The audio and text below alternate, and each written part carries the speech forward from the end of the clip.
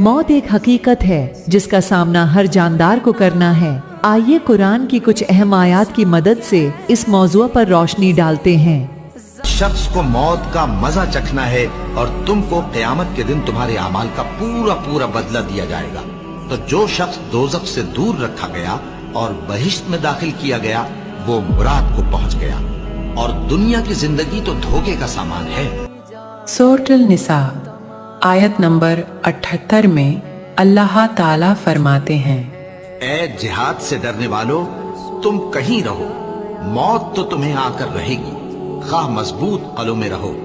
हमें चाहिए कि हम दुनिया की जिंदगी को एक आरिजी इम्तिहान समझें और अपने आमाल को दरस्त करें ताकि आखिरत में कामयाब हो सकें। मौत की याद हमें नेक आमाल की तरफ राग़िब करती है और हमें